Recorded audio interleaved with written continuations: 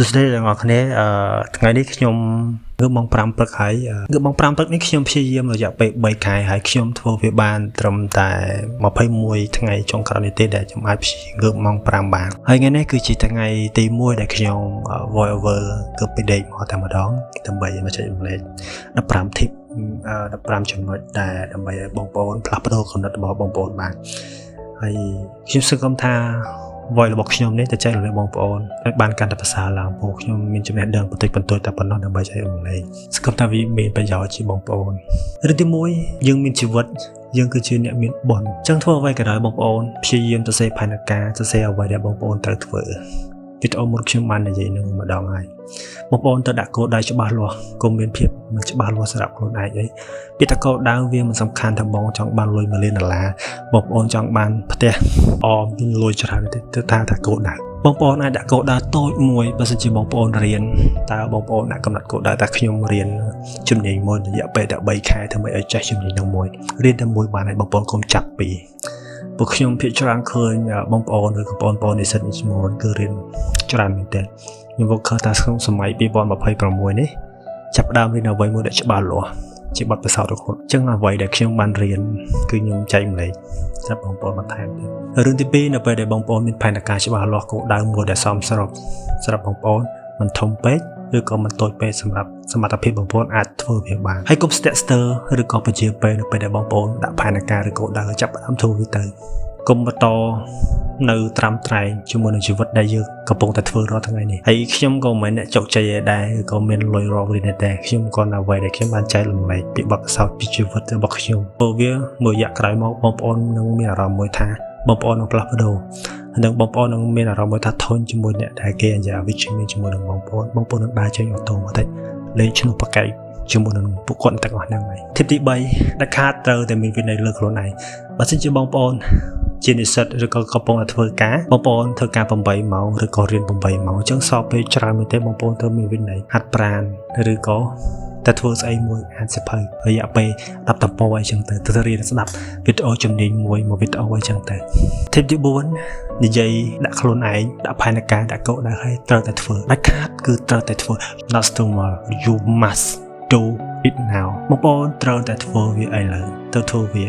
ទទួលខុសត្រូវនៅអ្វីដែលខ្លួនឯងបានដាក់ផែនការឬដាក់គោលដៅរបស់បងប្អូនទោះបីជាបងប្អូនធ្វើហើយមិនបានបរាជ័យក៏ដោយ fail ក៏ដោយវាជាគាត់ជាមេរៀនដែលបងប្អូនត្រូវរៀនដើម្បីយកបទពិសោធន៍ដើម្បី apply វាបន្តទៀតដើម្បីទទួលបានជោគជ័យដើម្បីដែលបងបានធ្វើជំនាញទី1បើសិនជាបងប្អូនគ្រាន់តែអង្គុយនៅទីនោះហើយខ្លាចគ្រប់យ៉ាងទោះបងប្អូនមិនធ្វើអ្វីក៏បងប្អូនក៏គ្មានឱកាសសូម្បីតែខុសសូម្បីតែម្ដងបងប្អូនធ្វើបងប្អូននឹងខុសអ្នកមិនធ្វើមិនខុសនោះទេ Tip ទី5បងប្អូនក្នុងសម័យនេះសម័យ digital ជាមួយនឹង AI ចឹងគ្រប់យ៉ាងបងប្អូនអាចសួរ AI មានច្រើនមែនតើចឹងបងប្អូនអាច research បានខ្ញុំ recommend ឲ្យ Google ChatGPT ឡាក់នឹងឡាក់ចឹងបងប្អូនអាចឆ្លើយអ្វីស្ទើរតែសឹងគ្រប់សំណួរដែលបងប្អូនឆ្ងល់ដែលមនុស្សមិនចង់ឆ្លើយមួយយើងដែលមនុស្សនឹងពិបាកឆ្លើយតែ AI អាចឆ្លើយមួយយើងដោយមានប្រសិទ្ធភាពទាញអត្ថប្រយោជន៍វាទាំងអស់ហ្នឹងឲ្យបាន Tip ទី6ក្រៅពីអ៊ីនធឺណិតកុំភ្លេចអានសៀវភៅឬក៏មើលវីដេអូដែលការជាចំណេះដឹងរបស់បងប្អូនបើសិនជាបងប្អូនមិនមានពេលអានសៀវភៅទេបងប្អូនអាចប្រើអ៊ីនធឺណិតដើម្បីស្ដាប់តន្ត្រីឬក៏មើលវីដេអូដែលខ្ញុំបាននិយាយអញ្ចឹងវាជាអត់គិតថ្លៃទេអញ្ចឹងបងប្អូនអាចរៀនអាចអានគ្រប់ពេលវេលាមកថាឧទាហរណ៍បើសិនជាបងប្អូនកំពុងតែជាឡានក្រុងបងប្អូនអាចដាក់ស្ដាប់កាសជាមួយនឹងប្រធានបទចែករំលែកពីចំណេះដឹងឬក៏បុគ្គលមួយចំនួនដែលពួកគាត់បានចែករំលែកយ៉ាងដ៏ល្អដើម្បីឲ្យយើងស្ដាប់យើងអាចទៅស្ដាប់វាបានហ្នឹងក៏គេហៅថាជាប្រយោជន៍មួយដែលល្អដែរពី7បងប្អូនអាចសង្កេតមើលទៅគឺមានច្រើនមែនតើសង្គមយើងគឺនៅពេលមានបញ្ហាអីបន្តិចបន្តួចឆ្លោះគ្នាកែងតែបង្ហោះលើប្រព័ន្ធអ៊ីនធឺណិតអញ្ចឹងខ្ញុំលើកទឹកចិត្តបងប្អូនកុំបង្ហោះអីព្រោះនឹងវាជារឿងមួយដែលមិនល្អនោះទេវាធ្វើឲ្យយើងមិនសប្បាយចិត្តឬក៏មានបញ្ហាដល់គេអ្នកតែដឹងទេវាអត់ល្អទេវាធ្វើឲ្យយើងអន់កាន់តែថែម Tip 8បើសិនជាដឹងថាយើងមិនសូវឆ្លាតចូលបង្កើតឧទាហរណ៍ព្យាយាមសាប់ខ្លួនឯង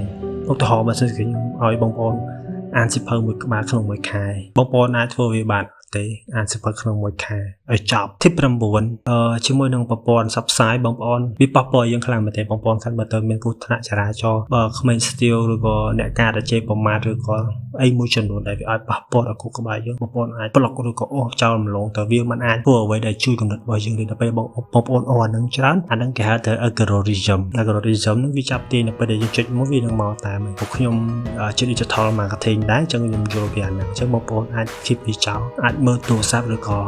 play on the phone ហ្នឹងគឺយើងអាចក្នុងមួយថ្ងៃ play ទៅ once hour ឬក៏1ម៉ោងក៏ទៅ2ម៉ោងអីទៅបានហើយយើងកុំលេងវាច្រើនពេកព្រោះវាមិនល្អទេយើងអាចបដូរពីស្ដាប់ Google ពី YouTube អាចទៅស្ដាប់ចំណេះដឹងល្អៗទី10កុំចេះជាពេលវេលាដោយមិនដឹងខ្លួនជិតទៅបងប្អូនអាចនឹងតើអាចនឹង scroll ពីមុនគឺខ្ញុំបែបហ្នឹងដែរតែឥឡូវខ្ញុំបដូរពីការលេងទូរស័ព្ទហ្នឹងគឺខ្ញុំមកសេអត្ថបទយ៉ាងខ្ញុំសេអត្ថបទខ្ញុំទៅ research អត្ថបទដើម្បីមកចែកជាមួយបងប្អូនហ្នឹងហើយបើសិនជាអត់ចាប់ផ្ដើមវាទេខ្ញុំមិនអាចនឹងនិយាយអត្ថបទដែលបងបានទៅសេទៅបងប្អូនបានទេអញ្ចឹងកុំចេះជាពេលវេលារក្សាយ៉ាងហោចណាស់ក៏បងប្អូនអាចចំណាយពេល15នាទីដើម្បីរៀនជំនាញមួយដែលថ្មីដែរtip ទី11កុំបណ្ដោយខ្លួនឯងធ្លាក់នៅក្នុងសភាពដែលយ៉ាប់យ៉ឺនមានន័យថាមិនដឹងថាខ្លួនហ្នឹងគឺចង់ធ្វើអីទេចង់បានអីទេសឹងតែពេលខ្លះថ្ងៃហ្នឹងញ៉ាំបាយតែខ្ញុំហូបអីទៅដឹងតែខ្លួនឯងទៅញ៉ាំអីគេហើយញ៉ាំពេលវេលាប្រហែលគឺអត់ដឹងតែល្វើអញ្ចឹងកុំដែរខ្លួនឲ្យខ្លួនធ្លាក់ខ្លួនដល់ត្រឹមប៉ុណ្្នឹងអីសោះជំរុញឲ្យខ្លួនឯងប្រសើរឡើងជាងទី12ដល់ពេលដែលយើងជួបបញ្ហាបងប្អូនត្រូវតែរកដំណោះស្រាយភ្លាមៗកុំលាក់បាំងខ្ញុំទៅទឹកចិត្តឲ្យបងប្អូននិយាយជាមួយមិត្តភក្តិនិយាយជាមួយណាដែលយើងគិតអាចថានិយាយជាមួយបានទោះបីគេមិនជួយក៏ដោយតែយើងនិយាយឲ្យបានទូចិត្តបើមិនជាយើងអត់ចង់មានបញ្ហានោះវាធ្លាក់មកក្នុងភាពក្នុងខ្លួនរបស់យើងវាធ្វើឲ្យយើងណា expression អូខេអញ្ចឹងសង្ឃឹមថាបងប្អូនយល់ទី3បងប្អូនត្រូវតែចេះភាសាបរទេសអ្វីក៏ដោយដែលអ្នកចង់បានគឺបងប្អូនត្រូវតែបន្ថែមភាសាកម្រិតរបស់បងប្អូនហ្នឹងមានថាភាសាភាសាខ្មែរអញ្ចឹងបងប្អូនអាចរៀនភាសាបរទេសមកឥឡូវគឺមិនស្មើឥឡូវទេគឺថាទូទាំងពិភពលោកអាចប្រើភាសាអង់គ្លេសបានហើយយើងចេះចិនដូចតែយើងទៅចិនតែបើយើងចេះអង់គ្លេសយើងទៅដល់ណាក៏បានដែរហើយខ្ញុំនិយាយនេះក៏ខ្ញុំមិនមែនជាអ្នកបកកែអង់គ្លេសអីដែរភាសាអីដែរប៉ុន្តែខ្ញុំនៅតែរៀនវាដែរទី14ពេលធំបងប្អូននឹងដឹងថាមិត្តភក្តិមួយណាល្អមិត្តភក្តិណាមិនល្អបងប្អូននឹងដឹងច្បាស់ហើយថាអ្នកណាអាចនៅជាមួយយើងអាចជួយយើងរហូតដល់យើងទុកចិត្តដែលអាចនិយាយបានគ្រប់រឿងដែលយើងអាចទៅនិយាយមួយពួកគាត់បានគ្រាន់បានយ៉ាងហោចណាស់ក៏បានម្នាក់ដើម្បីនិយាយពីជីវិតឬក៏បញ្ហាសង្គមអីយ៉ាងចឹងតែចុងក្រោយគឺទី15មានពាក្យចារអារ៉ាមជាច្រើននៅក្នុងជីវិតគ្រូជជែកមួយចំនួនជោគជ័យគេចាប់ដាក់គុកជោគជ័យបោកប្រាស់ប្រជាជនឃើញអញ្ចឹងបងប្អូនត្រូវជឿលើខ្លួនឯងសូមកុំសង្ស័យការដែលយើងសម្រេចចិត្តលើកទី1សោះជឿលើខ្លួនឯងជឿខ្ញុំទៅកុំដល់ខ្លួនឯងជាប់នៅក្នុងភាពដែលមិនតើសង្ស័យដែលពាក្យ quote ដែលពាក្យទ្រឹស្ដីដែលគោជ័យហ្នឹងគាត់តែតែនិយាយថារកស៊ីមិនចរាចដើមទុនទេគ្មានណាមួយអាចចាប់ផ្ដើមរកស៊ីតែគ្មានចំណាយដើមទុនទេគឺគ្មានទេសូម្បីតែបងប្អូនទៅរៀនជំនាញក៏បងប្អូនត្រូវបង់ថ្លៃគេដែរអរគុណជួបគ្នានៅវីដេអូក្រោយ